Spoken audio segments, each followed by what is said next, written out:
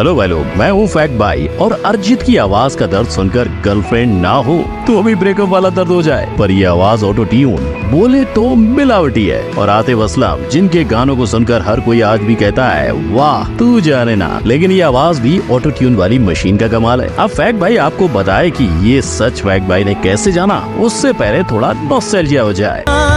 छुपा बादल में सोचो मैंने आपको ये कलाकार क्यों याद दिलाए, कहीं इन्होंने भी इनके गानों में ऑटो ट्यून तो नहीं लगाई थी। वेल ये राज तो आगे वीडियो में ही बेपर्दा होगा, तो बिना देरी के शुरू करते हैं। ऑटो ट्यून पर सवार बॉलीवुड, ये वो है जो आपके सामने आया। जाने कब होठों पे दिल ने रख दी दिल की बातें, और ये है जो आपसे छुपाया गया है। जैसे धड़कन कोई हुई है क्या माइला इतनी हेरा फेरी। चाहे सलमान के नाम आज कई सॉन्ग्स हो चुके हैं, पर भैया इनकी तो सब ऑटो ट्यून की ही देन है। इसी के साथ जब बॉलीवुड की सोनाक्षी के गाने की बात करें तो उसे खुद अरमान मलिक ने बकवास कर डाला था। इनफैक्ट अरमान का मानना तो ये भी था कि जब जस्टिन बीबर इंडिया शो के लिए आने वाला था तो उसके ओपनिंग के लिए गाना सोनाक्षी क्यों और कोई प्रोफेशनल सिंगर क्यों नहीं गाएगा। See, I stand by my point that singers should definitely, musicians should definitely be on that stage. लेकिन अगर बी टाउन की आलिया भट्ट के सिंगिंग करियर की तरफ भी देखें तो उनका भी बुरा हाल दिखाई देता है। मैं करूं इंतजार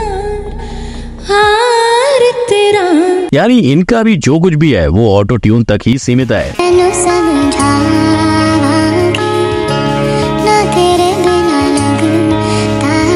पर बी टाउन की दूसरी तरफ ऐसे और कई एक्टर्स हैं जो अच्छा गा लेते हैं, जैसे आयुष्मान खुराना। इन्होंने ना सिर्फ फिल्मों में गाना गाया है लेकिन कई सोलो सॉन्ग्स भी निकाले हैं। लेकिन ताज्जुब तो तब हुआ जब उन्होंने भी कहा कि हर एक्टर और हर सिंगर ऑटो ट्यून का इस्तेमाल करता ही है। ये तो सारे मिलके हमको पागल बना रहे के बच्चे। अब तो आदत सी है मुझको। 2004 में अपना डेब्यू एल्बम 2005 में कलयुग के अंदर गाना और 2021 तक खुद एक्टर बन जाना। सच में आतिफ ने अपने करियर के अंदर कई मुकाम देखे हैं, मगर कहते हैं ना कि कितना भी करो आप किसी न किसी की आंखों में जरूर चुभोगे। आतिफ के साथ भी वही हुआ और आंखों में चुभने वाले का नाम है अभिजीत भट्टाचार्य। वह यूं कि एक सिंगिंग शो में कंटेस्टेंट ने आतिफ का पहली नजर में गाना गाया। जहाँ एक जज इससे खुश थे, वहीं अभिजीत का कहना था कि मशीन से बना गाना गाना नहीं होता। वो गाना गाना नहीं होता जिसमें आवाज इक्विपमेंट्स या सॉफ्टवेयर की होती है। क्या बोला तूने?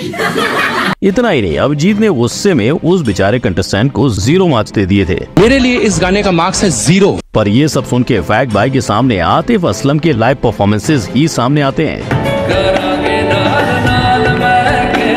और शायद इसीलिए आतिफ ने अपने करियर में कई अवार्ड्स को हासिल किया है, जिसके चलते आज भी हर इंडियन के दिल की धड़कन में इनकी ही आदत लग चुकी है। पल पल दिल के पास। आपने सुना होगा कि ऑटो ट्यून करने से जनता सिंगर को डांट देती है, लेकिन क्या ऐसा करने से कभी सिंगर ने म्यूजिक डायरेक्टर को डांटा है? वेल ये कहानी है अरिजीत सिंह की, जिनके लिए यही कहा जाता है कि इन्हें ऑटो ट्यून की नहीं, ऑटो ट्यून को इनकी जरूरत है। मगर फिर भी वजह तुम हो मूवी में इनके गाए सॉन्ग पल पल दिल के पास में जब ऑटो ट्यून का इस्तेमाल हुआ तो अरिजीत को खुद की आवाज पहचान में नहीं आई।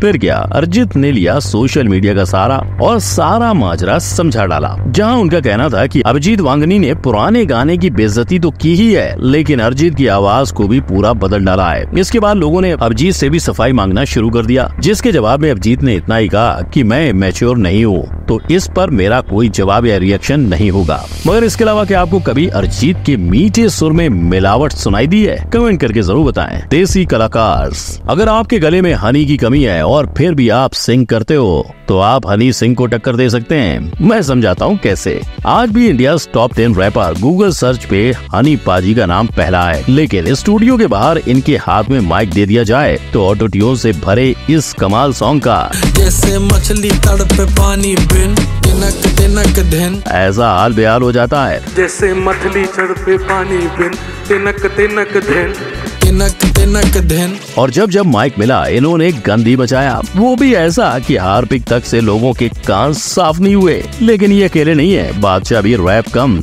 ऑटो ट्यून के लिए ज्यादा फेमस है।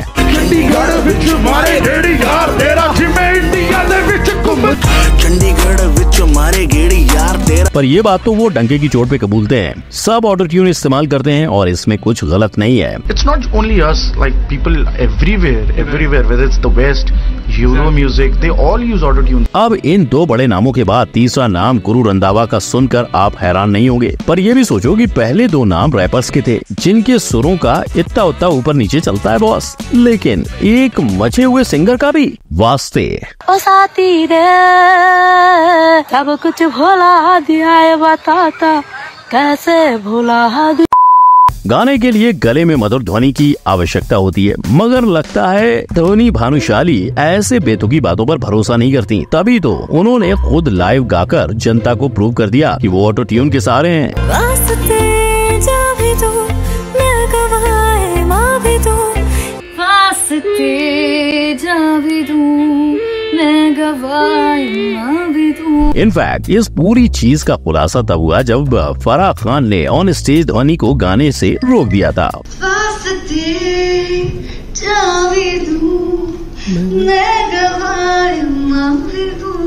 ये भगवान क्या जुल्म है।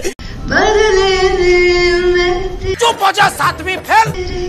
ओके चुप हो जाती हूँ। और ध्वनि के लिए यहाँ से मुसीबतें और बढ़ती गईं, क्योंकि ट्रोलर्स ने इन पर अपना धावा बोल दिया था। जहाँ एक ने कहा कि लाइव में दीदी ऑटो ट्यून कैसे लाएंगी, तो दूसरे ने कहा कि अगर मेरे पास भी इतने पैसे होते तो मैं भी सिंगर बन जाता। मगर सबसे कड़वा सच तो तीसरे आदमी ने कह दिया कि ध्वनि इसलिए सिंगर बन पाई क्योंकि उसके पापा टी सीरीज में काम करते हैं, यानी यहाँ भी नेपोटिज्म। सच कह रहा है दीवाना। कुछ सिंगर्स ट्रेंड में आते ही इसलिए है कि एक वक्त के बाद दुनिया उन्हें भुला दे, पर के उन चुनिंदा सिंगर्स में से हैं जो आज दुनिया में नहीं है, लेकिन उनका 3 दशक तक गाया संगीत हमेशा जिंदा रहेगा। छोड़ आए हम में सिर्फ पहली 2 लाइन्स गाकर म्यूजिक इंडस्ट्री में एंट्री मारने वाले के ने तड़प तड़प गाने के बाद पीछे मुड़कर नहीं देखा। नतीजा 700 रिकॉर्डेड गाने, और वो भी 8 से 9 भाषाओं में। और अगर ऐसे सिंगर के लिए फैक्ट भाई ये कहे कि इन्होंने भी ऑटो ट्यून का इस्तेमाल किया तो आपको यकीन नहीं होगा, लेकिन के ने खुद ये बात कही। उनका कहना था कि ऑटो ट्यून आपकी छोटी मोटी गलतियों को सही करता है। अब आप ही सोचो, वो कलाकार जिसके 700 गाने हों, जिसने बॉलीवुड में सिंगिंग से पहले 3000 जितने जिंगल्स गाए हों, और उस इंसान ने ऑटो ट्यून यूज किया हो, तो आज के लप्पू सिंगर्स को तो करना ही पड़ेगा, राइट। एक प्यार का नगमा है। एक वो भी जमाना था जब लता मंगेशकर, आशा भोसले, कुमार सानू, उदित नारायण और अलका याग्निक बिना ऑटो ट्यून गाने बनाते थे। पर फिर साल 2000 के बाद आया ऑटो ट्यून, और आज टोनी कक्कर जैसे सिंगर राइम्स बनाते हैं, रिपीट पे चढ़ाते हैं और उस पे लगाते हैं ऑटो ट्यून का तड़का। बस गाना तैयार। मार डालूंगा तुझे। ये सब देख के पब्लिक भड़के ना तो क्या करे, लेकिन एक तो चोरी, उस पे इनकी सीना चोरी। 2022 में जब सोनू निगम और शान ने जान लगाकर बिना ऑटो ट्यून नहीं मिला मुझे प्यार तो क्या गाया, तब ये उन्हें ही सुनाने लगे। कहा इतनी मेहनत क्यों करनी है, लिरिक्स पढ़ो, ऑटो ट्यून लगाओ और गाना तैयार। पर पुराने सिंगर्स खुद को अपडेट ही नहीं करते, इसलिए भले सोनू शान लोगों के दिल में हैं, पर इंस्टाग्राम पे फॉलोअर्स टोनी के मिलियंस हैं। और टोनी का नाम आए और लोग नेहा को बुला दे, ऐसा कैसे हो सकता है? तो ये भी सुनो।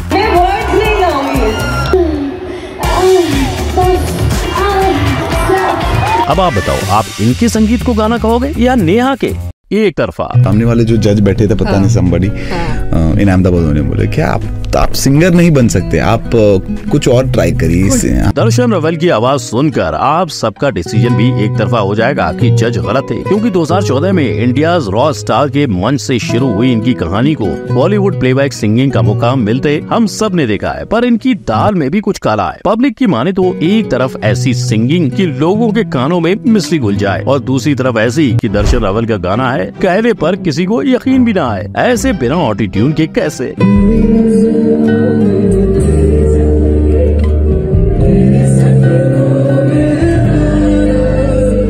तेरे सपनों में नाराज मुझे लगता है कि बातें दिल की। Please notice none of them used auto tune. इसलिए सबका मानना है कि ये भी ऑटो ट्यून इस्तेमाल करते हैं। पर जैसा बड़े बड़े सिंगर्स ने कहा, बड़े बड़े गानों में छोटी मोटी ऑटो ट्यूनिंग तो चलती है, और इनकी आवाज में जादू तो है, वरना इनका गाना सुनकर लोगों के आंसू ना निकलते। तो भाई लोग, ये थे कुछ ऐसे सिंगर्स जिन पर ऑटो ट्यून नामक सॉफ्टवेयर यूज करने का आरोप लगा है। लेकिन फैक्ट भाई की माने तो ऑटो ट्यून के आविष्कार के बाद सभी ने कभी ना कभी इसका यूज किया ही होगा। ऐसे ही सिंगर्स के विद और विदाउट ऑटो ट्यून वाले गाने सुनने के लिए क्लिक करो इस आई बटन पर। वीडियो अच्छी लगी हो तो लाइक, कमेंट, शेयर और सब्सक्राइब करना ना भूलें। गुड बाय, जय हिंद।